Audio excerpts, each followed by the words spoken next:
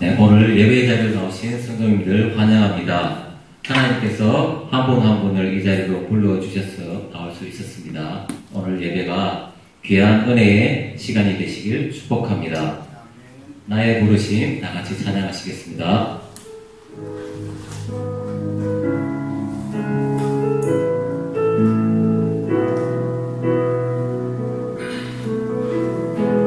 나의 부르심 나의 영원한 소망 예수님의 형상을 담는 것 나의 목적 나의 높은 부르심 세상을 뒤로 하고 주 위에 사는 것 덮으소서 주 거룩한 품에 부으소서 이곳이 나 속한 곳 오 예수 이끄소서 주 얼굴 보기 위해 은밀한 곳으로 내가 나아갑니다.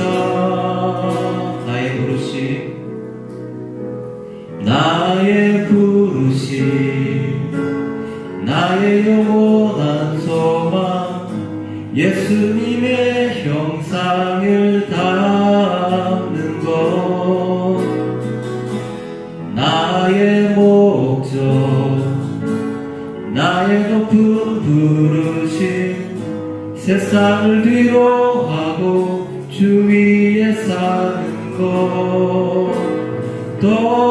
덮으소서 주 거룩한 품에 부으소서 이곳이 나 속한 곳 오 예수 이끄소서 주 얼굴 보기 위해 은밀한 곳으로 내가 나아갑니다. 나의 부르심 나의 영원한 소망 예수님의 형상을 담는 것 나의 목적 나의 높은 부르심 세상을 뒤로 하고 주 위에 사는 것 나의 부르심 나의 영원한 소망 예수님의 형상을 담는 것 나의 목적 나의 높은 부르심 세상을 뒤로 하고 주 위에 사는 것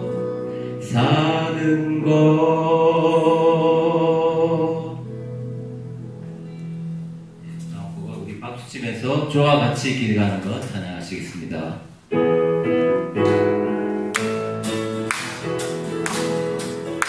주와 같이 길 가는 것 주와 같이 길 가는 것 즐거운 일 아닌가 우리 주님 걸어가신 발자취를 밟겠네 한 걸음 한 걸음 주 예수와 함께 날마다 날마다 우리 좀 걷겠네 어린아이 같은 우리 미련하고 약하나 주의 손에 이끌리어 생명길로 가겠네 한 걸음 한 걸음 주 예수와 함께 날마다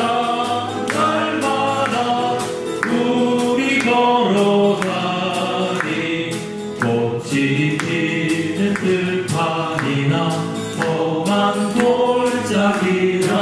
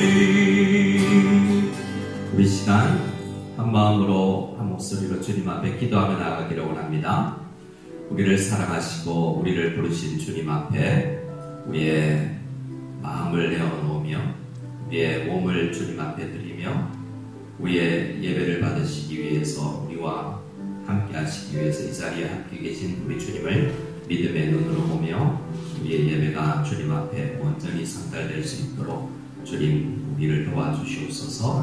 하나님께로부터 오는 놀라운 축복을 받아들이는 예배가 되게 하옵소서. 우리 한 목소리로 기도하며 사도신경으로 신앙을 고백드리겠습니다. 기도하겠습니다. 하나님 아버지 감사합니다. 주께서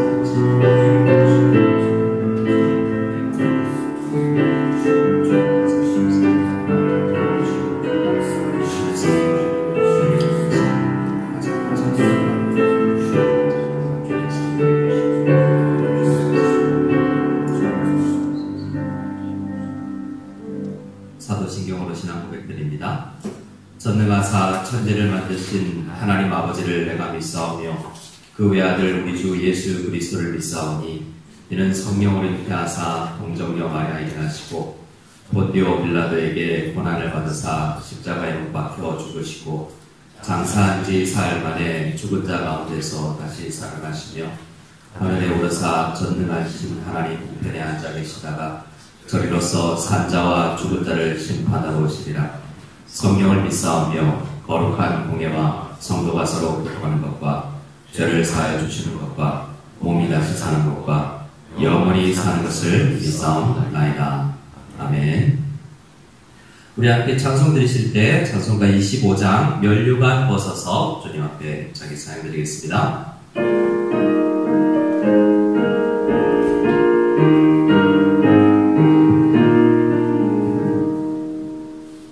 면류관 벗어서 주 앞에 드리세 저 천사 기쁜 노래가 온 땅에 퍼지네 내 혼 앞에 어서 주 찬송하여라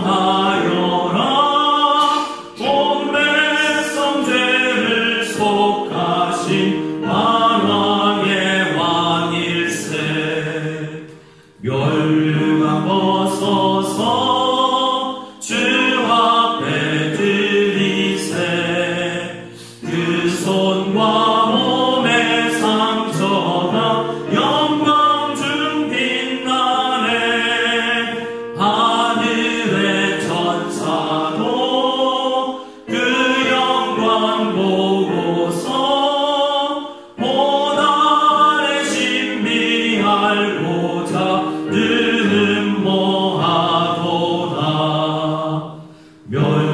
영광 벗어서 주 앞에 드리세.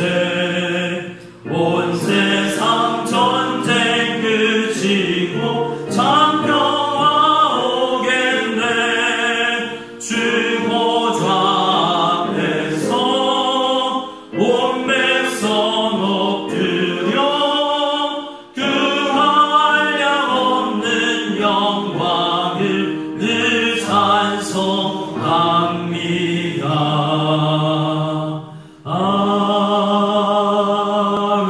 아멘. 모두 다 자리에 앉아주시고 이 시간 우리 모두를 대표해서 박월수 장로님 기도 인도해 주시겠습니다.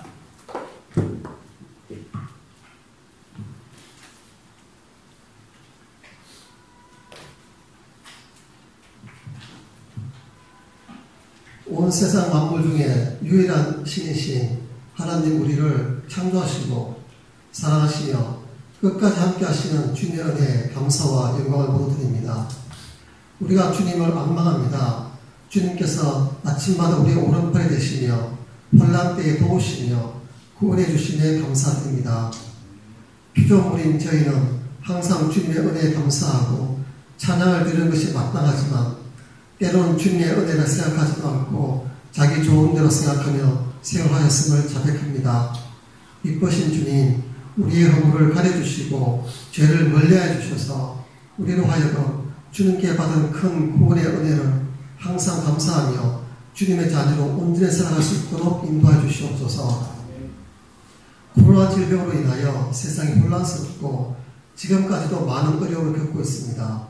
주님, 이 지구를 불쌍히 여겨주셔서 이 어려움에서부터 속히 벗어날 수 있도록 긍휼을 베풀어 주시옵소서. 주님만이 이 문제를 해결하실 수 있음을 믿습니다. 우성연합교회도 이로 인하여 오행을 제대로 하지 못하고 곤란을 겪고 있습니다. 당면한 종교적인 갈등과 지역의 문제들이 우리를 압박하고 있습니다. 저희는 이곳에서 힘이 없고 어떻게 할 방도를 잘 알지 못합니다. 주님의 은혜를 간절히 기다립니다. 요셉에 허락하신 지혜와 명철을 오늘 우리에게 주셔서 이 어려움이 기회가 될 수 있도록 우리 교회를 보호하시고 선한 길로 인도하여 주시옵소서. 모든 성도가 함께 모여 예배드릴 수 없으나 우리는 동일하신 하나님을 믿는 형제 자매로서 환경이 허락하여 다시 만날 때까지 믿음의 공동체가 흔들림 없이 더욱 굳건해질 수 있도록 한 분 한 분 성도님들에게 큰 은혜와 평강을 주시기를 기도합니다. 말씀을 들을 때 우리의 심령이 성령의 감동으로 뜨겁게 하여 주시옵소서. 성령 충만하여 하나님의 말씀의 은혜가 내 마음에 강같이 흐르며 흘러넘쳐 나누어 주어 부족함이 없게 성령을 부어 주시옵소서. 말씀 전하시는 김 선생님의 깊이 묵상한 말씀이 우리의 고백이 될 수 있도록 오로지 말씀만이 전달될 수 있도록 입술을 주관하여 주시옵소서. 함께 사역하시는 두 분의 선생님과 가족들에게 이 땅의 삶이 안전하고 은혜가 넘치는 생활될 수 있도록 인도해 주시옵소서. 우리 삶의 방향이 항상 주를 향하며 주님의 구원의 약속을 매 순간 믿으며 이 땅의 삶의 고단함과 슬픔과 걱정을 다 이기며 살아갈 수 있도록 인도해 주시옵소서. 예수님 이름으로 기도드립니다.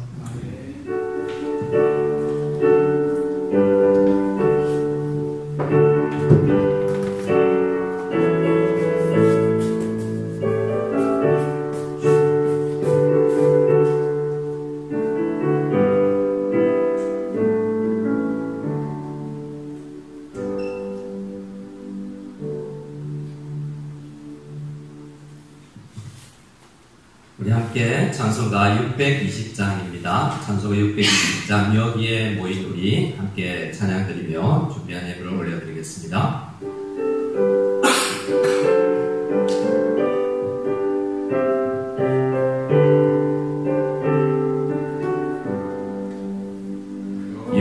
여기에 모이느니 주의 은총 받은 자여라. 주께서 이 자리에 함께 계심을 아노라. 언제나 주님만을 찬양하라.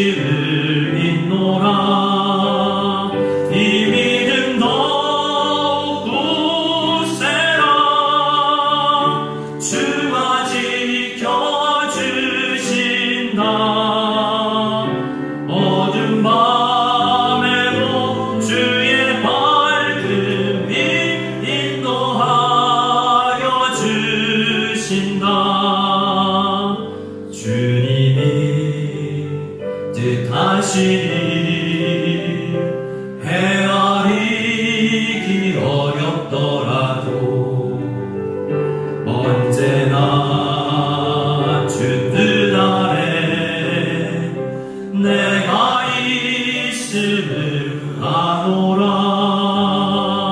사랑과 말씀들이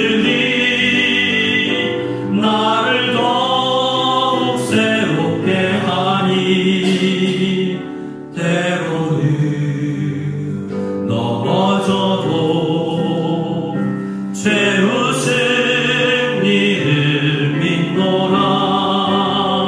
이 믿음 더욱 굳세라. 주가 지켜주신다. 어두운 밤에도 주의 밝은 빛 인도하여 주신다.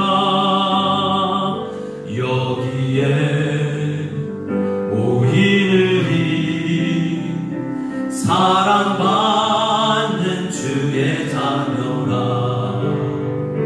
주께서 뜻하신 바 우릴 통해 펼치신다.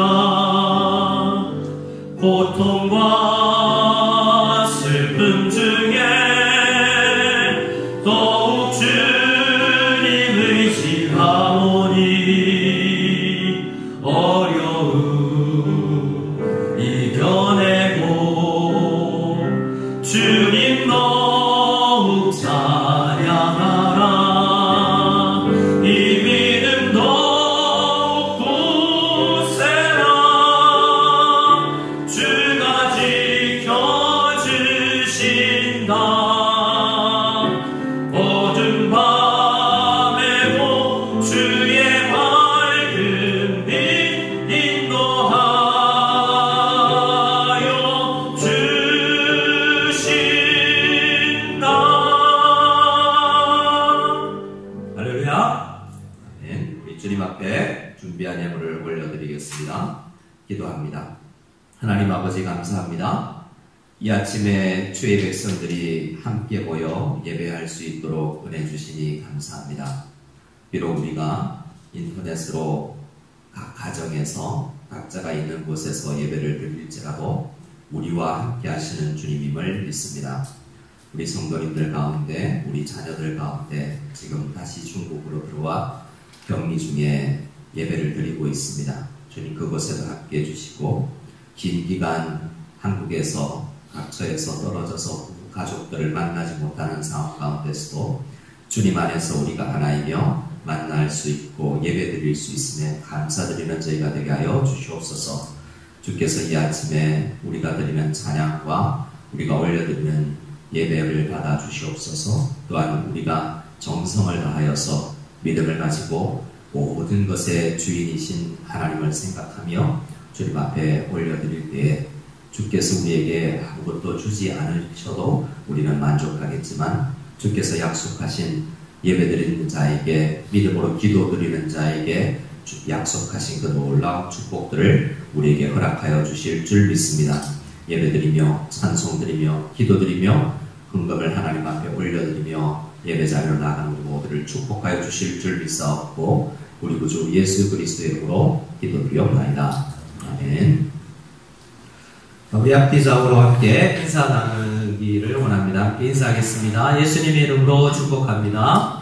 예수님의 이름으로 축복합니다. 각 가정에서 예배를 드리는 분들도 부모님께, 자녀에게 이렇게 축복으로, 주님의 축복으로 함께 인사했으면 좋겠습니다.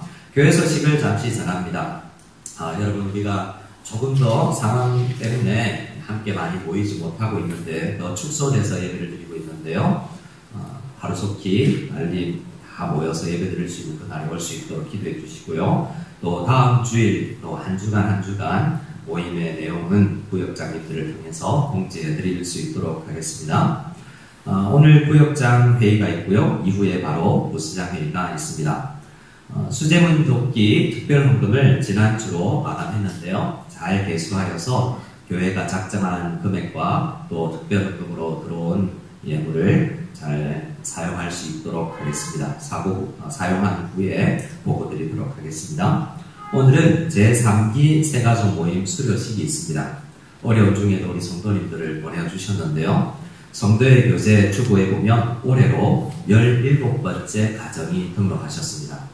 17명도 대단한데 17가정이 등록하셨습니다. 가정에 이름표를 확인해 주시고 네이버 카페에 들어오셔서 얼굴들도 확인해 주시기를 바랍니다. 각 구역에서 모일 때 다른 구역의 모임들도 이런 관심을 가져주시고 서로를 친교하며 믿음 가운데 지냈으면 좋겠습니다. 우리 학습, 입교, 세례, 유아 세례식을 함께 거행하고자 합니다. 11월 8일 추수감사주일 전에 저희가 거행하고 추수감사주일에는 우리가 성찬식을 가질 수 있으면 참 좋겠다라는 생각을 가집니다. 여러분 특별히 학습, 입교, 세례, 유아 세례에 해당되는 분들이 계신지 잘 확인해 주셔서 특별히 구역장님들 잘 확인해 주셔서 안내해 주시고 우리 교육자들께 그리고 우리 구역장님들께 신청해 주시면 감사하겠습니다. 교육 시간은 별도로 안내해 드리도록 하겠습니다. 주중에 장례가 있었습니다. 우리 교회 등록하신 우리 남지선 집사님, 박동욱 성도님 가정에서 우리 남지선 집사님 아버님께서 소찬하셨는데요. 여러분 성도의 위로가 있기를 바라고 또 타지에서 중국 타지에서 우리 무석으로 옮기신 지 얼마 되지 않은 우리 등록교회인데 축복해 주시고 그 마음을 위로해 달라고 간절히 기도해 주시기 바랍니다. 아버님도 명상에서 아마 복음을 들으신 것 같습니다. 천국 가신 줄 믿고요. 이 코로나 기간 동안 장례 속에서도 부모님을 함께 보내드리지 못하는 그 아픔이 있는 가정들을 특별히 마음을 가지고 위로해 주시면 감사를 드립니다. 이렇게 우리 주교회 소식 전하고요. 함께 우리 말씀을 읽고 하나님 말씀을 나눌 수 있도록 하겠습니다. 우리 함께 보실 말씀은 PPT에도 있고요. 우리 주보에도 있습니다. 오늘 함께 보실 말씀은 주보를 보시는 분들은 오른쪽 페이지 87문 밑에 있는 마가복음 1장 15절 말씀을 한 목소리를 같이 읽기를 원합니다. 자, 우리 마가복음 1장 15절 말씀 한 목소리로 같이 읽도록 하겠습니다. 같이 보겠습니다. 이르시되 때가 찼고 하나님의 나라가 가까이 왔으니 회개하고 복음을 믿으라 하시더라. 아멘. 오늘 내 아침에도 우리 주님의 은혜가 여러분들에게 넘치기를 소원합니다. 말씀을 이해하는 은혜가 또 결단하는 은혜가 있기를 원합니다. PPT 사진을 하나 준비했는데요. 역시 여러분 혹시 이 브랜드를 아시는지 모르겠어요. 한 번도 가보지 못했는데 이 포비아, 공포를 깨뜨리는 아마 탈출방 브랜드인 것 같아요. 여러분 공포를 가지고 있는 거 있으세요? 무슨 포비아, 영어로 무슨 포비아, 고소공포증, 폐쇄공포증 이런 앞에서 사람들 앞에서 이야기하는 걸 어려워하는 무대공포증, 우리에게 각종 두려움과 우리가 무서워하는 것들이 있기 마련입니다. 군대, 특수부대, 유니티 이런 사람들도 특별히 무서워하는 게 있어요. 사람마다 무서운 게 없는 사람이 있을까라고 생각해 보는데요. 특정 사람들은 작은 것에도 우리는 무서워하지 않지만 어떤 곤충을 무서워하는 사람이 있고요. 작은 생쥐를 엄청나게 무서워하는 사람들도 있습니다. 그런데 이렇게 작은 것들을 무서워하는데 우리는 때로는 하나님이 진노하시는 분이다라는 것에 대해서 두려움을 가지지 않는 경우가 있습니다. 우리 예수 믿는 사람들, 우리 성도들도 하나님이 때로는 당연히 두려워하게 되죠. 예수 믿기 전의 두려움과 예수 믿고 나서의 두려움은 다릅니다. 그렇지만 하나님 앞에서 우리는 어떤 신자들도 떳떳하게 설 수 없는 그러한 것들을 하나님의 말씀을 통해서 보죠. 화로당하여 죽게 되었다 라는 이야기를 하나님 앞에서 어떤 사람들이 하지 않습니까? 자, 우리는 지난주에 죄에 대해서 이야기를 나눴지 않습니까? 그 죄에 대해서 생각을 할 때 84문에는 이런 질문이 있었습니다. 주보에는 나와 있지 않은데요. 모든 죄마다 마땅히 받아야 할 보응이 무엇입니까? 라고 질문할 때 답은 모든 죄마다 마땅히 받아야 할 보응은 이 세상과 오는 세상에서 하나님의 진노와 저주입니다. 라고 우리가 말씀을 문답하면서 배웠습니다. 하나님은 죄를 가만히 두지 아니하시고 벌을 내리신다는 거죠. 벌은 다 받기 싫어하지 않습니까? 엄한 부모님이나 그리고 직장 상사나 학교 선생님 엄한 분이 있으면 우리는 두려움을 가지고 그 앞에서 떨게 되기도 합니다. 그런데 말씀드린 것처럼 하물며 크신 하나님 앞에 우리가 섰을 때 우리의 죄를 가지고 있는 우리 연약한 사람으로서 하나님 앞에 선다는 것은 얼마나 무시무시해야 정상이겠어요? 그런데 우리가 하나님을 알지 못하면, 우리의 죄의 크기를 알지 못하면 하나님 앞에 두려움을 가질 수가 없고, 하나님의 크심을 알고 그분이 죄를 진노하고 저주한다는 것을 아는 사람은 마땅히 질문할 수밖에 없습니다. 어떻게 이 진노와 저주를 피할까? 마치 우리 학교에서 어떻게 해야 내가 매를 맞지 않을까? 어떻게 해야 내가 이 사고를 피할 수 있을까? 우리 굉장히 고민해요. 그런데 하나님 앞에 모든 성도님들은 이 과정을 거쳐서 하나님 앞에 나오게 해요. 어떻게 내가 이 하나님의 진노와 저주를 피할까? 이 질문이 있어야 된다는 겁니다.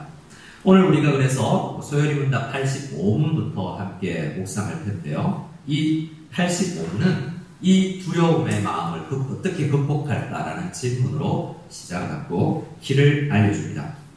오늘 말씀을 통해서 하나님의 진노와 하나님의 저주를 피할 방법이 있다는 것을 알고 우리가 그 방법을 잘 선택하여서 그 길을 따르기를 원합니다. 85문을 제가 읽어드릴 때 여러분 답해 주시기 바랍니다. 제가 여러분에게 질문합니다. 우리의 죄로 말미암아 마땅히 받아야 할 하나님의 진노와 저주를 피하게 하시려고 하나님께서 우리에게 요구하시는 것은 무엇입니까?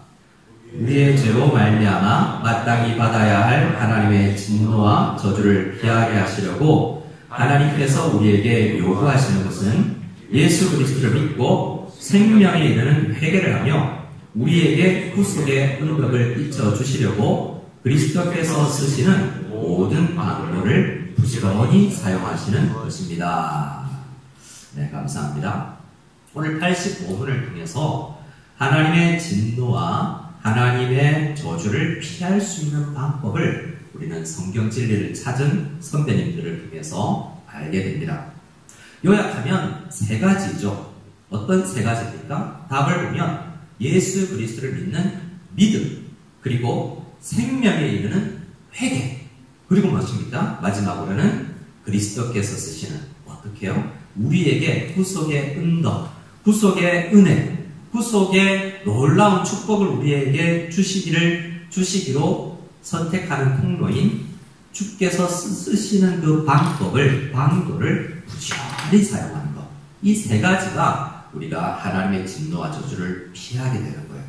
특별히 앞에 두 가지 있는 믿음과 회개는 이 진노를 피할 수 없었던 죄인들이 이 진노와 하나님의 저주를 피하는 방법이고, 사실 세 번째, 예수님께서 우리에게 주신 방법을 열심히 부지런히 쓰는 것은 성도들만 할 수 있는, 오히려 이 진노를 피하고 채우는 방법이기도 합니다. 그래서 오늘은 우리는 앞에 이 두 가지, 믿음과 회개, 이 두 가지를 중심으로 말씀을 나눌 거예요. 그 다음 질문 86문이 믿음에 대해서 이야기하고, 또 87문이 회개에 대해서 이야기하고, 88문이 은혜의 방도에 대해서 이야기를 하고 있고, 그 나머지 107문까지 은혜의 방도에 대해서 요소해온다고 끝까지 이야기합니다. 그래서 하나님의 진노와 저주를 피한 사람들이 앞으로 어떻게 그 은혜 충만한 생활을 할 수 있느냐가 88문에서 마지막 질문까지 있는 거예요. 자, 오늘은 그 첫 번째 믿음과 또한 회개, 이 두 가지를 함께 정리하며 또한 깨닫고 은혜를 나누고자 합니다. 우리 86문 믿음에 관한 질문인데요. 제가 질문할 때 답해 주시기 바랍니다. 예수 그리스도를 믿는 믿음이 무엇입니까? 예수 그리스도를 믿는 믿음은 구원의 은혜이고, 이로써 우리는 구원을 얻으려고 복음이 전하는 예수 그리스도를 영접하고 그분만을 의지합니다. 믿음에 대한 설명이었습니다. 우리는 믿음에 대해서 잘 알아야 되는데요. 제일 먼저 우리가 깨달아야 될 것이, 믿음은 우리가 열심히 노력해서 얻는 그러한 노력이 아니라 믿음은 하나님의 선물이라는 것입니다. 뭐라고요? 저를 한번 따라해 주실까요? 믿음은 하나님께서 주신 선물입니다. 믿음은 하나님께서 주신 선물입니다. 하나님께서 우리에게 구원을 주시고 싶은데요. 그 전에 우리에게 믿음을 먼저 주신다는 거예요. 유다서 1장 3절 말씀이 있는데요. 주보에도 있고 PPT에도 있습니다. 우리 같이 유다서 1장 3절 부분을 같이 읽어보겠습니다. 성도에게 단번에 주신 믿음의 도를 위하여 힘써 싸우라는 편지로. 유다서를 보면 이런 표현이 있어요. 성도에게 단번에 주신 믿음. 우리는 믿음이 내가 내 속에서 그냥 내가 하겠다는 결단이나 내 생각으로 생각하기 쉬운데요. 믿음은 하나님께서 주신 거예요. 그래서 내 믿음도 내가 믿음이 있다는 것도 자랑할 수가 없는 거예요. 믿음은 성도에게 구원을 주시고 단번에 주신 하나님의 선물이라는 것입니다. 우리도 모르는 사이에 하나님께서 우리에게 믿음을 주셨어요. 하나님께서 믿음을 주시면 우리는 중생하게 되고 우리의 영혼이 중생되어서 하나님을 간절히 향할 수 있는 주님 바라기가 될 수 있는 그 선물을 받았다는 거예요. 우리가 흔히 나는 믿음이 있다가 없다가 생겼다가 사라졌다가 하기도 합니다 라는 분들이 있어요. 하지만 그렇지 않아요. 믿음은 생겼다가 없어졌다가 하지 않아요. 하나님께서 한 번 주신 믿음을 거두어 가지 않는다는 거예요. 아닌데요, 저는 믿음이 없다가 생겼다가 하는데요 라고 하시는 분들은 잘 생각해보면 외부 요인에 따라서 믿음이 보정받고 혹시 그 믿음 가운데에서 회의가 생겨나서 깊이 고민하고 사색하는 가운데 잠시 믿음이 희미해져 있는 것처럼 느껴지는 수가 있는데, 그러나 그 과정을 지나서 우리는 성장하게 됩니다. 그러나 믿음이 전혀 없어진 것이 아니라는, 하나님께서 주신 선물이 그렇게 사라지지 않는 것입니다. 믿음에 대해서 우리가 생각할 때 믿음이란 뭐지? 라고 생각할 때 믿음이 있어야 하나님의 진노와 하나님의 저주를 피하는데, 믿음이라는 것을 생각할 때 첫 번째로 하나님의 선물이라는 것과 또 하나 우리가 생각해야 될 것이 있습니다. 야고보서 2장 19절인데요. 같이 한번 읽어보겠습니다. 시작. 잘 하는도다 귀신들도 믿고 떠느니라. 누가 믿어요? 누가 믿고 떤다고 이야기하고 있죠? 귀신. 그러면 귀신이 예수님 앞에서 지금 믿습니다라고 하고 있는 거거든요. 그럼 귀신이 예수님 믿으면, 사탄이 예수님 믿으면 구원받나요? 아니에요. 그들이 믿는다 할 때 이 믿음은 우리가 얻는 믿음, 구원의 믿음과 다른 믿음이에요. 믿음의 종류는 다양합니다. 믿음은 어떤 기적만을 믿는 믿음도 있고요. 어떤 역사를 믿는 믿음이 있어요. 예수님께서 2000년 전에 유대인으로 태어나서 이스라엘 땅에서 살았다는 것을 나는 믿는다. 예수님에 대한 믿음이잖아요. 근데 그렇게 그 팩트를, 역사를 아는 믿음이 있다고 구원받지 못해요. 어떻게요? 소요리 문답을 보면, 여러분 주보를 보시면 소요리 문답 86문에 답을 보시면 어떤 그리스도를 믿어야 한다라고 되어 있냐면 붉은 글씨로 저를 따라해 주시겠습니다. 복음이 전하는 예수 그리스도. 복음이 전하는 예수 그리스도. 귀신은 예수님을 믿었지만 복음이 전하는 예수님을 믿지 않은 거예요. 그가 하나님이 한 분인 것도 알고 하나님이 어쩌면 삼위일체로 존재한다는 것도 알 거예요. 그러나 복음이 전하는 예수 그리스도를 알고 믿고 영접하고 의지하지 않았기 때문에 귀신은 구원을 받지 못하는 거예요. 그래서 우리는 믿음을 생각할 때 내가 예수 믿습니다, 주여 믿습니다 라고 수많은 사람들이 이야기해요. 주여, 천국 문 앞에서도 많은 사람이 주여 주여 하면서 나는 믿습니다, 믿음 믿습니다 라고 기적도 행했어요 라고 이야기할 사람이 있어요. 하지만 어떤 믿음은 자기가 믿음이 있다고 주장하지만 그 믿음으로 구원받지는 못한다는 거예요. 하나님의 진노와 저주를 피할 수 없다는 거예요. 어떤 믿음을 가져야 됩니까? 복음이 전하는 예수 그리스도를 바로 믿는 믿음이 필요하다는 거예요. 자, 복음이 전하는 예수 그리스도를 알기 위해서는 단순하지 않습니다. 그냥 문장으로 예수 믿으세요, 아멘 믿겠습니다 이렇게 해서 예수님을 믿는 복음이 전달되지 않아요. 그러면 왜 이렇게 긴 성경이 구약 창세기부터 요한계시록까지 이렇게 긴 말씀이 필요하겠습니까? 오늘은 우리가 알고 있는 복음이 전하는 예수 그리스도를 알기 위해서 여러 성경 구절이 있어서 불편하게 느껴지실 것도 있지만 복음의 최소한이라고 생각하시면서 우리 복음이 전하는 예수 그리스도를 먼저 생각하고 그분을 믿어야 되겠다라는 결단을 다시 한번 할 수 있고 또 이렇게 전해야 되겠다라는 결단도 할 수 있기를 바랍니다. 우리 에스겔서 18장 13절 말씀을 같이 읽어보겠습니다. 시작. 이 모든 가증한 일을 행하였은즉 반드시 죽을지라 자기의 피가 자기에게로 돌아가리라. 에스겔서 18절 말씀에 보면요, 두 가지가 있는데요. 하나님에 대해서 하나님의 마음을 우리가 알 수 있어요. 첫 번째는 가증한 일을 행하면 죽음이다라는 거예요. 뭐죠? 죄 있으면 하나님께서 진노하고 심판하신다는 말입니다. 하나님은 어떤 분입니까? 죄를 싫어하는 분입니다. 우리 삼위일체 하나님은 죄를 향해서 진노하는 분이에요. 봐줄 수가 없어요. 그런데 우리 모든 사람들은, 아담의 후예들은 다 죄인으로 태어납니다. 죄인으로 태어난 우리 모든 사람들의 운명은 뭡니까? 하나님의 진노와 하나님의 형벌을 받을 수밖에 없는 상황 가운데 놓여 있다는 거예요. 그런데 같은 장 에스겔서 18장 23절에는 또 이런 하나님에 대해서 이야기를 합니다.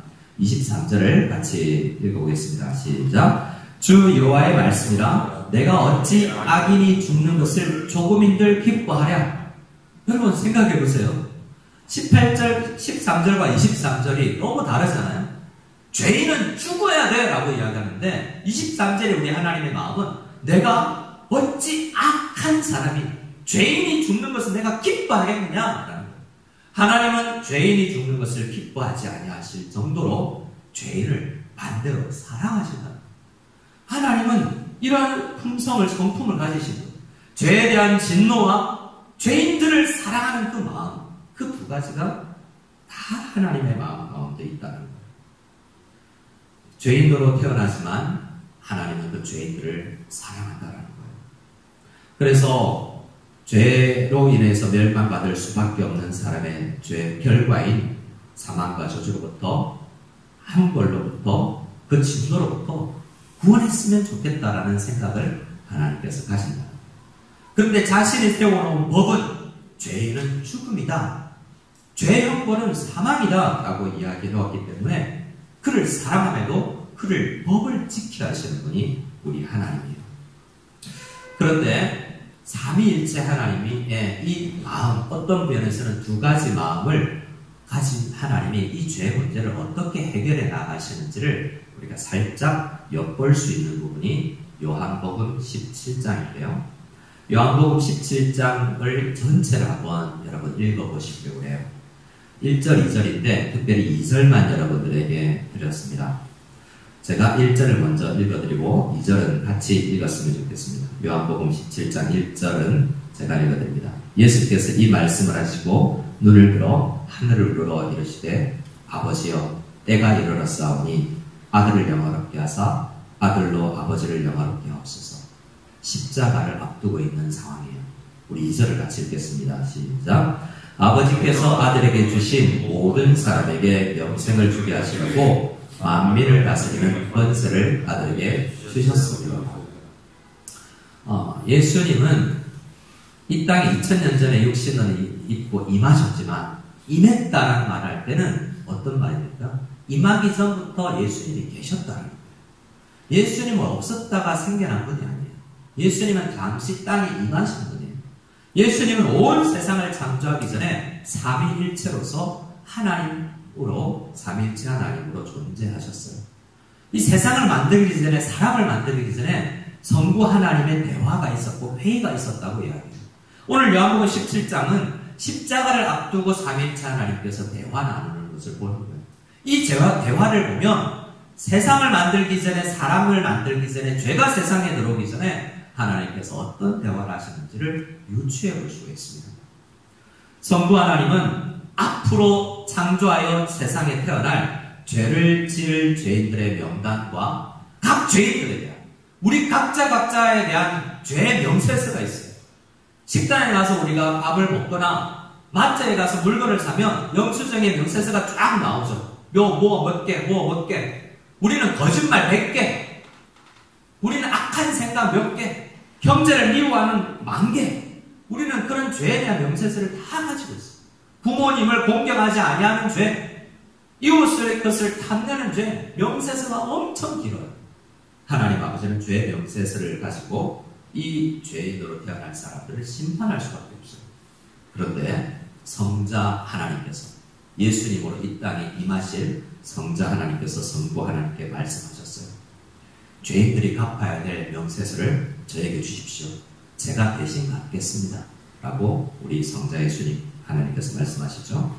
근데 성부 하나님께서는 이렇게 이야기하셨을 거예요. 내 성자 예수, 성자 하나님인 성자께서 그것을 대신 갚는다 해도 봐줄 수 없습니다. 그 명세서에 있는 것 하나라도 남기지 않고 다 갚아야만 이 죄가 사라지게 됩니다. 라는 대화를 하게 됩니다. 성자는 이야기했겠죠. 다 갚겠습니다.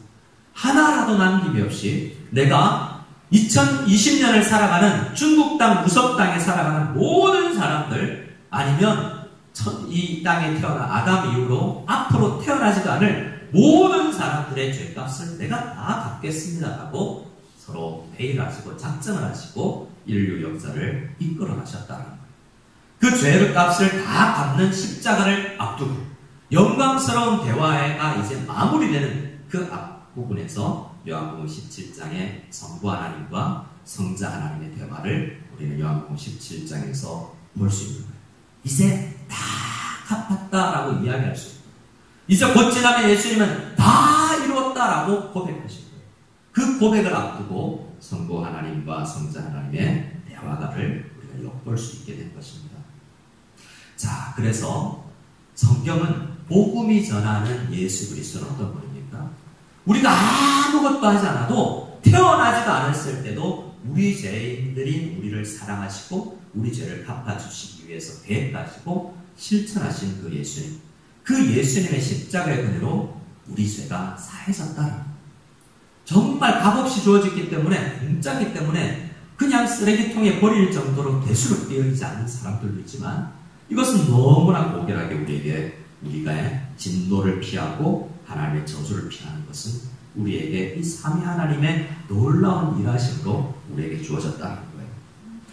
베드로 사도는 이 모든 과정을 다 깨닫고 이렇게 고백합니다. 우리 베드로전서 1장을 함께 읽어보기로 합니다. 베드로전서 1장 19절 말씀을, 1장 19절만을 같이 읽습니다. 시작.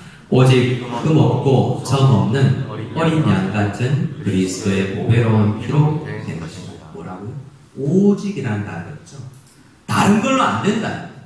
하나님의 진노와 저주, 죄인들을 향한 하나님의 진노와 저주를 피하는 것은 다른 방법으로 안 된다. 18절에서는 그래서 여러분에게 없지만 어떤 말씀이 있냐면, 헛된 행실에서 대속함을 받는 것은 은이나 금같이 세상 사람들은 없어지지 않을 영원한 귀중품으로 여기지만 그 없어질 것으로 되는 것이 아니요, 오직 흠없고 점없는 어린 양 같은 그리스도의 보배로운 피, 예수 그리스도의 십자가로만 우리 죄인들에게 주어질 수밖에 없는 하나님의 진노와 저주가 사라지게 된 것이다.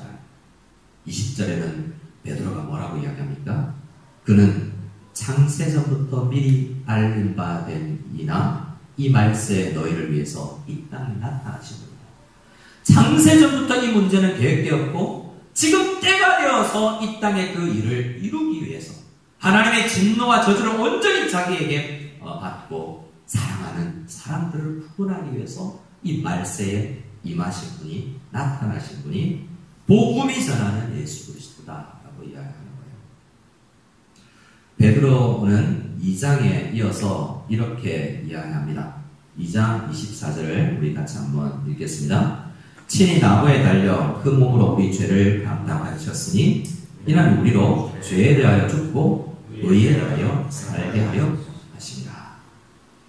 사도 베드로는 이 구원의 은혜를 잘 모르고 실수했던 때도 있어요. 믿음이 희미해졌을 때도 있어요. 하지만 그 믿음이 있기 때문에 하나님께서 예수 그리스도께서 믿음을 굳게 해주셨을 때 이렇게 성경도 쓸 수 있었던 거죠.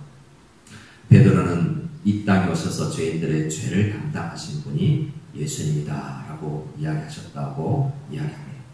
죄를 짊어지시겠다고 자원하여 나서시다고 창세전부터 각오하신 성자 예수님, 성자 하나님 예수님께 성부 하나님은 우리에게 쏟아야 할 모든 진노를 쏟아 놓으신 것입니다.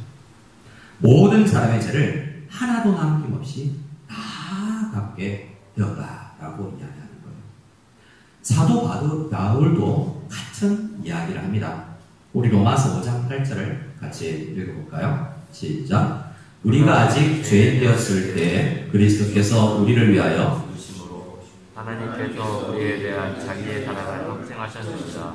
예, 보세요. 우리가 아직 죄인 되었을 때잖아.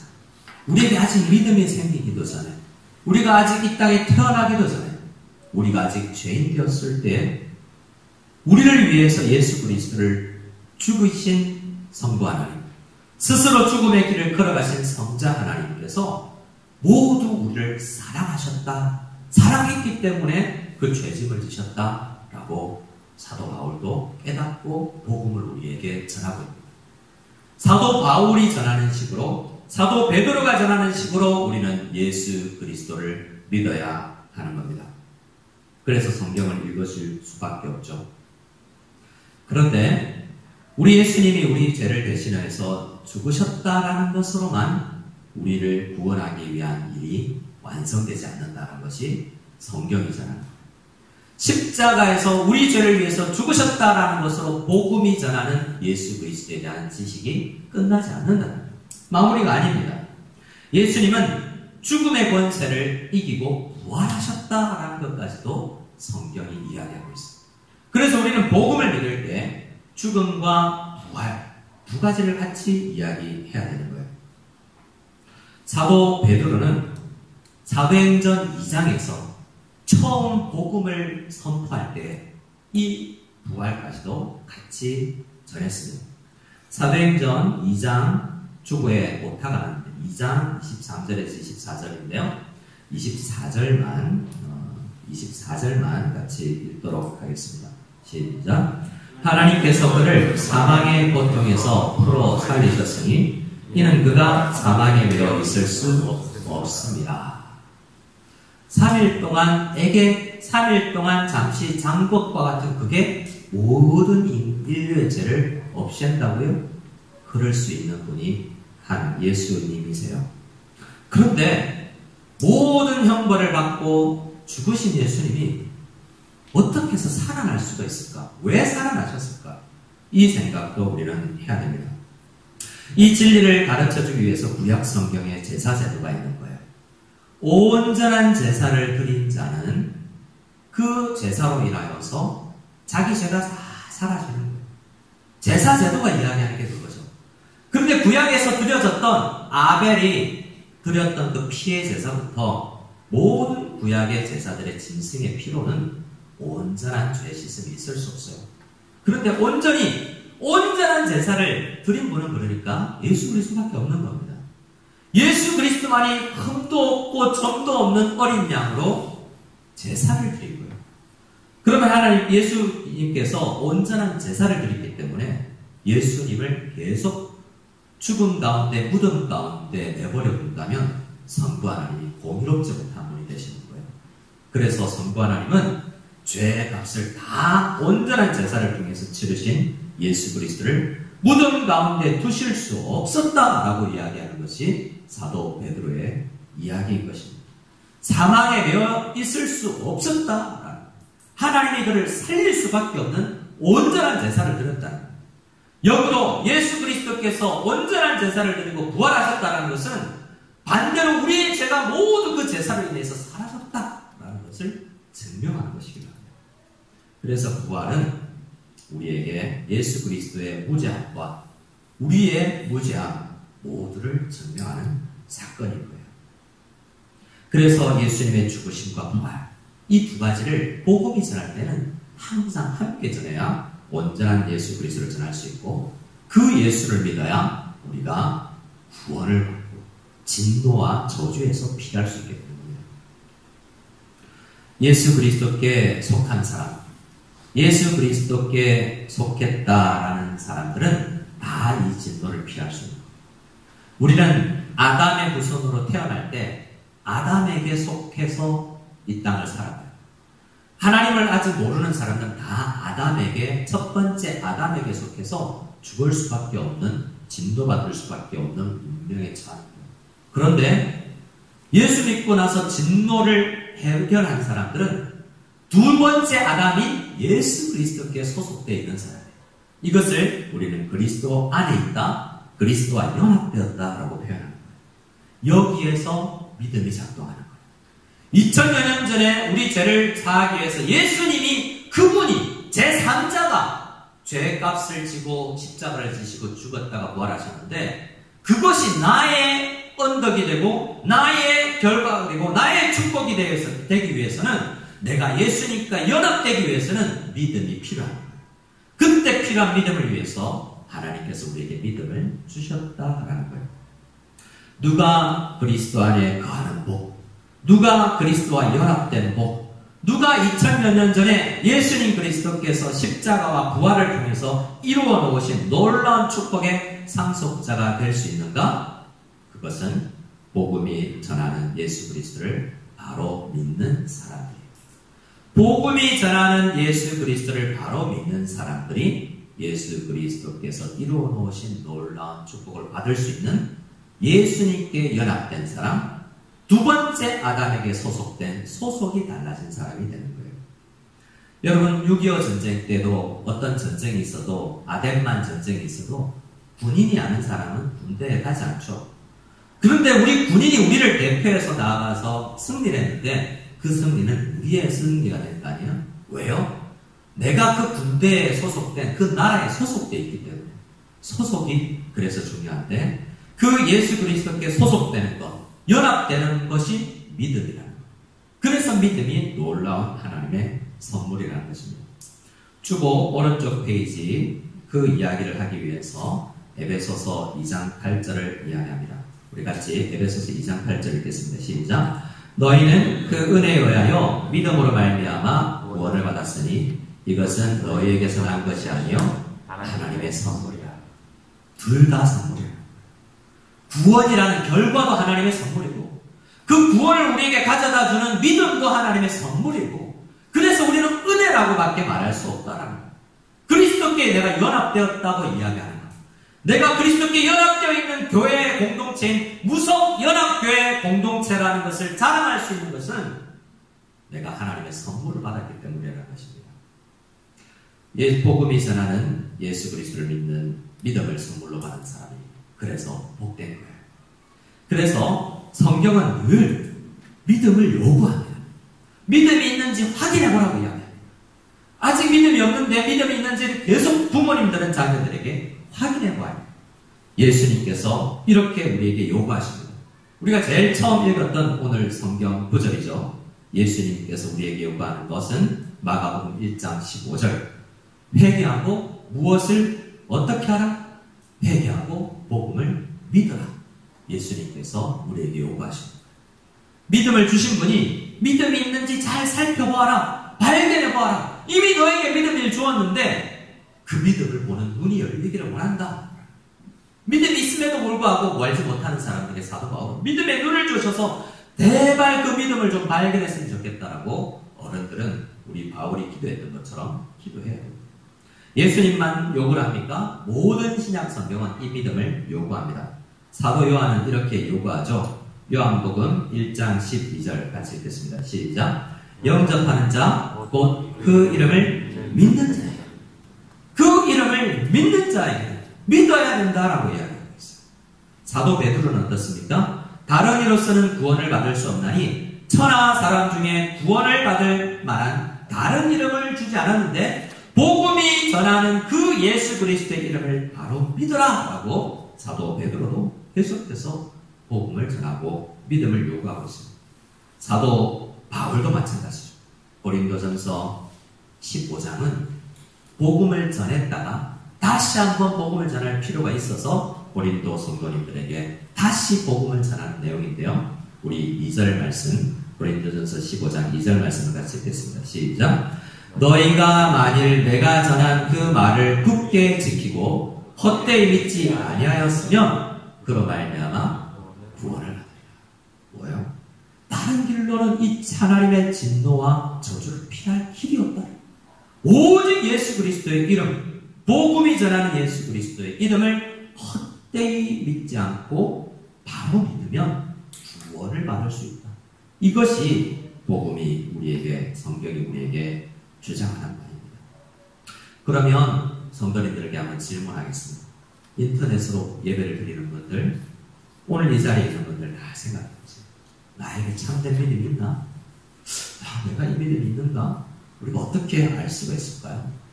우리 1번을 같이, 붉은 것이 1번을 중간 정렬, 가운데 정렬되어 있는 1번을 같이 읽겠습니다. 시작. 믿음은 생생히 살아있는 인격적 신뢰입니다. 저 믿음 있는데요? 예수님 믿어요? 아주 쉽게 이야기하는 사람들도 있습니다. 여러분 다시 한번 생각해야 됩니다. 귀신들도 믿는다고 그랬잖아요. 천국 문 앞에서 들어가지 못하는 사람들이 주여 주여라고 이야기하면서 믿는다고 주장하잖아요. 그래서 우리는 우리의 믿음을 내 믿음이 참된 믿음인가 확인할 필요가 있다는 겁니다. 참된 믿음은 생생히 살아있는 인격적 신뢰라는 거예요. 어떤 사람은 긍정적 사고로 믿습니다 라고 그냥 자기가 마냥 믿으면 내가 하늘을 날 줄 믿습니다, 나에게 돈이 생길 줄 믿습니다 하는 게 생기나요?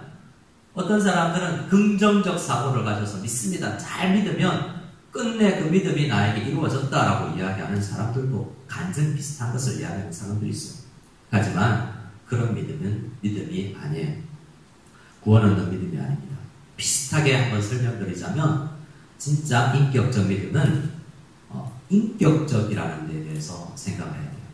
그분에 대한 인격이라는 데에서 온전히 신뢰가 나에게 가 있는 거예요.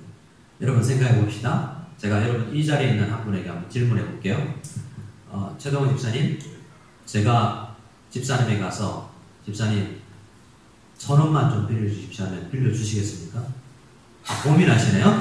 인격적 신뢰관계가 안 돼 있는 거죠. 네.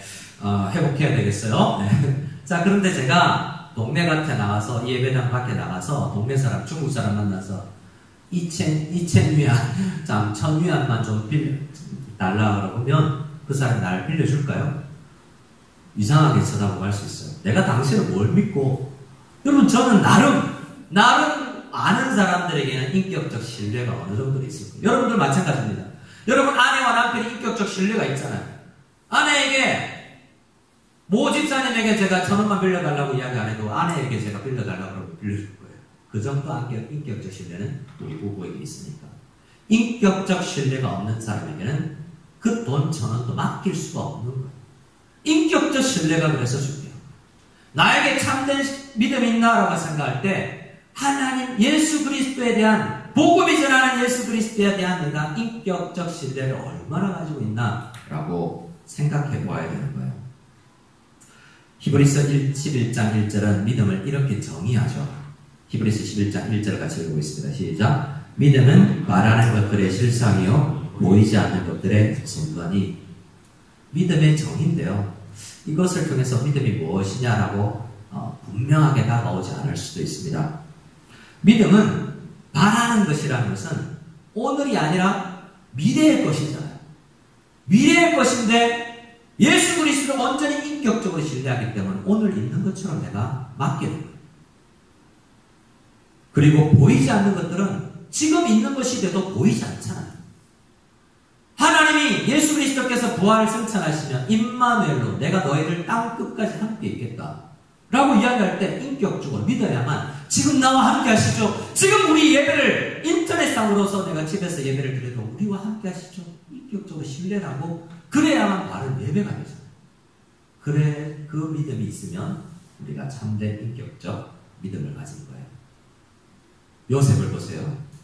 이집트 땅에 가족 한 사람 없어도 인격적 신뢰를 가지고 그 고된 20년이 그 삶을 살아가잖아요. 그렇기 때문에 인격적 신뢰를 가지는 사람들은 내어 맡기는 사람인 겁니다.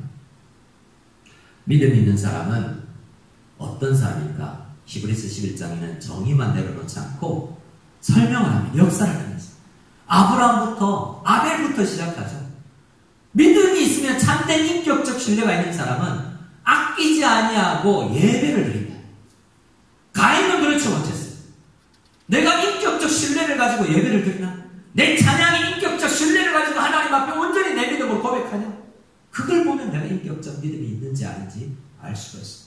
나의 예배를 보면 아벨의 예배가 그런 인격적 신뢰를 가진 믿음을 가진 예배라는 거죠. 믿음을 가진 사람은 죽음이 두렵지 않다고 이야기해요. 히브리서 11장에 보면 로마 시대 많은 성도님들이 믿음을 가졌을 때 사자밥이 되고 톱으로 켜임을 당해도 죽음이 두렵지 않다고 믿는 그러한 놀라운 힘이 생긴다고 해요.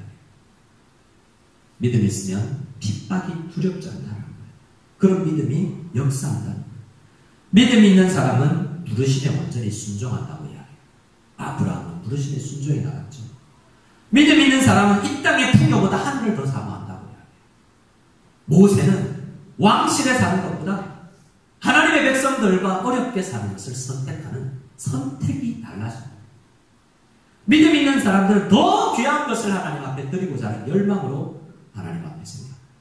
찬양, 예배, 헌금, 주님 앞에 온전히 드리고자 하는 그 믿음이 열매로 삶으로 나타납니다. 죄보다 하나님을 더 사랑하고 죄인들보다 하나님의 백성들과 과한 것을 더 좋아하는 선택을 하게 됩니다. 참된 인격적 믿음이 나에게 있는 것을 보기 위해서는 히브리서 11장에 나오는 이러한 믿음의 증거들이 나에게도 조금씩 나타나고 있는가를 찾아보아야 됩니다. 저는 아이들과 수영을 가끔 하는데요. 아이들에게 수영을 가르칠 때 물 위에 뒤로 누워서 떠는 것을 한번 가르칩니다. 물에 자신을 내어 맡길 수 있어야 되거든요. 그런데 이론적으로 아무리 설명해도 자, 우리에게는 신체 구조상 우리 속에 폐 공기가 들어오고 그래서 살짝 조금만 발짓과 손짓만 해도 편안하게 물 위에 누워 있을 수 있다고 이론을 가르치고 이론을 받아도 못해요. 그 물이 두려워서 빠져간다. 마치 베드로가 두려워서 웅크리고 물에 빠져가는 것처럼 말입니다. 그런데 우리가 믿음을 가진다는 것은 온전히 그 물에 실제적으로도 내 몸을 맡길 수 있을 때가 온전한 인격적 믿음이라는 겁니다. 우리가 의자에 어떤 선교사님, 아프리카 선교사님이 성경을 번역할 때 믿음이라는 단어를 어떻게 번역할까 할 때 어떤 원주민이 자기 방에 와서 의자에 털썩 앉았대. 그러면서 그 나라 사람들은 어떻게 그렇게 편안하게 그렇게 세게 털썩 앉을 수 있냐 했더니 우리는 이렇게 내 온몸을 의자에 내어 맡긴다라는 표현이 있습니다. 라고 이야기를 하네요. 그래서 그 선교사님은 그 의자에 온몸을 내어 맡긴다. 내 생각과 내 발과 내 손과 내 모든 것을 하나님 앞에 온전히 맡긴다라는 표현을 믿음이라는 표현을 그 의자에 앉는다라는 표현을 통해서 아프리카 성경을 번역했다라는 이야기가 있습니다. 2000년 전에 예수님께서 유대인으로 태어나셨다라는 것을 믿는 것으로 되지 않습니다. 복음이 전하는 예수 그리스도를 인격적으로 온전히 믿어야만 우리는 참된 구원을 받을 수가 있는 것입니다. 두 번째로 우리가 생각할 때 믿음은 내게 믿음이 있다면 2번 우리 가운데 정렬되어 있는 2번을 같이 읽겠습니다. 믿음은 시작. 믿음은 항상 무엇을 동반한다고요? 회개를 동반한다라고 이야기하고 있어요. 그래서 87문에서는 회개를 이야기하죠. 제가 질문할 때 여러분 답해 주시기 바랍니다. 생명에 이르는 회개가 무엇입니까? 생명에 이르는 회개는 구원의 은혜이고 이로써 죄인이 자기 죄를 바로 알고 그리스도 안에 있는 하나님의 자비를 깨달아 자기 죄를 슬퍼하고 미워하고 그 죄에서 떠나 하나님께로 돌아가고 굳은 결심과 노력으로 새롭게 순종합니다. 이러한 회개가 동반되는 믿음일 때 참된 믿음이다. 회개는 잠시 눈물을 흘리는 게 아니라 오늘 87문의 답에 있는 내용처럼 이러한 회개가 나한테 일어났었다면 내게 믿음이 있는 것이고 지금 만약에 그것이 없다면 잠시 우리가 찾을 수 없을 만큼 세상에 짓눌러져 있어서 희미하게 우리의 믿음의 눈이 지금 시력이 잃은 상태다라는 것을 생각해 볼 필요가 있습니다. 다시 그래서 우리는 믿음과 회개를 회복해야 해요. 한 번 믿음과 회개를 통해서 회심한 사람들은 두 번 그 구원을 얻기 위해서 회심할 필요는 없지만 우리에게 그것을 늘 확인해야 된다는 겁니다. 마가복음 1장 15절은 그래서 오늘 본문인데 이렇게 이야기합니다. 다시 읽겠습니다. 마가복음 1장 15절 시작.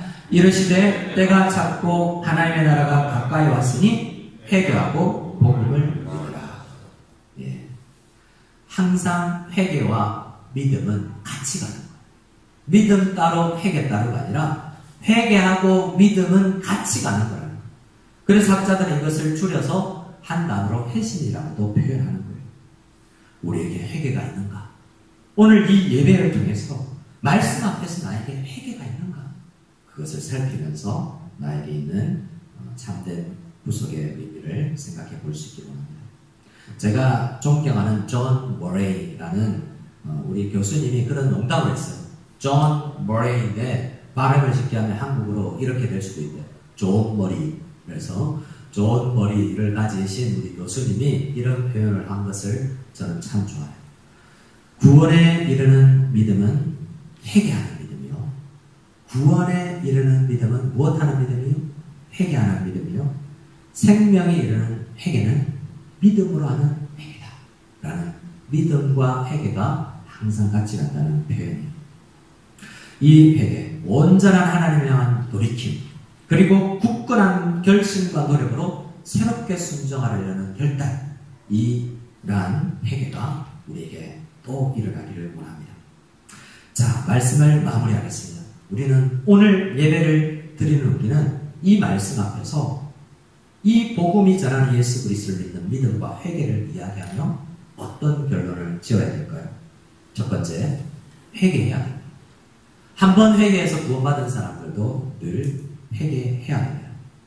베드로후서 3장 19절은 첫 번째 회개를 강조하는 복음을 전하는 상황 가운데지만 우리는 또 어떻게 해야 됩니까? 회개한 우리는 아직 회개하지 않고 믿음이 없는 사람에게 복음을 전하며 회개할 수 있도록 촉구해야 됩니다. 베드로후서 3장 9절 같이 읽겠습니다. 시작. 주의 약속은 어떤 이에 더디다고 생각하는 것까지 더딘 것이 아니라 오직 주께서는 너희를 대하여 오래 참으사 아무도 멸망하지 아니하고 다 회개하기에 이르기를 원하십니다. 어떤 사람은 시간 많이 남았다 생각하는데요. 오늘 주님께서 불러가실 수 있어요. 오늘 불러가실 수 있어요. 예수 믿지 않은 여러분의 부모님, 여러분의 배우자, 여러분의 자녀, 오늘 불러가실 수 있어요. 세월호 사건을 통해서 하나님 그것을 우리에게 알려주셨어요. 긴장해, 빨리 전해. 그런데 더디다 라고 생각하면 안 된다. 그러나 지금 오늘 내가 살아있다면, 우리 예수 믿지 않은 부모님과 우리 친구들이 아직 살아있다면 그에게 기회를 주셨구나 라고 생각하고 그도 믿어 회개에 이르를 수 있도록 복음을 전하는 우리가 다 될 수 있기를 소원합니다. 두 번째 우리가 해야 될 것은 다음 주에 나눌 말씀인데요.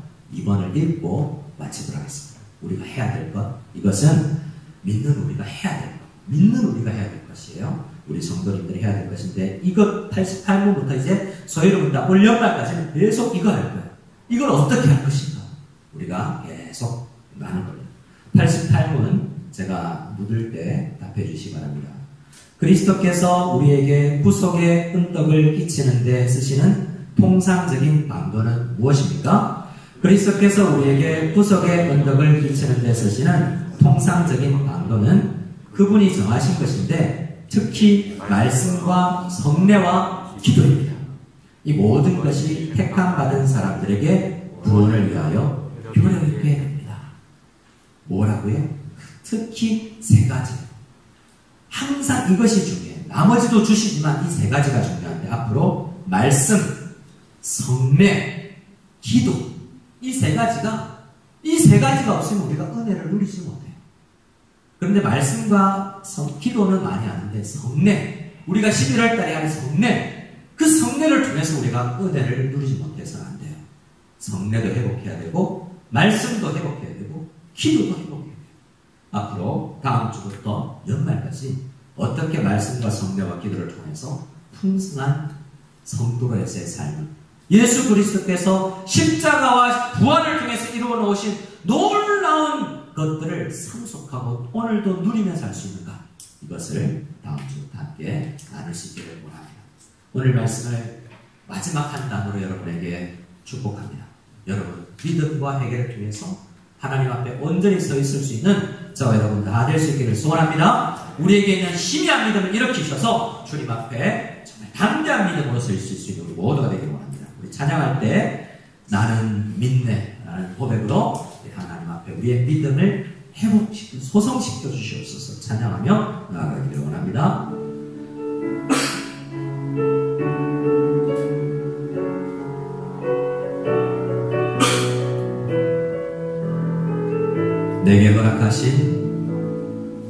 내게 허락하신 시련을 통해 나의 믿음 더욱 강하게 자라나고 험한 산과 골짜기 지나는 동안 주께 더 가까이 나를 이끄시네. 내가 겪는 시험이 어렵고 힘겨워도 내 주님보다 크지 않네. 내 앞에 바다가 갈라지지 않으면 주가 나로 바다 위 걷게 하리. 나는 믿네. 주의 능력으로 내 삶 새롭게 되리. 나는 믿네. 주의 능력으로 담대히 나가리라. 주와 함께 싸워 승리하리라. 날마다 믿음으로 나 살아가리. 다시 한번 내게 허락하신 시련을 통해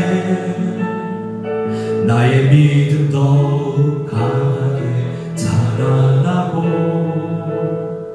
험한 산과 골짜기 지나는 동안 주께 더 가까이 나를 이끄시네.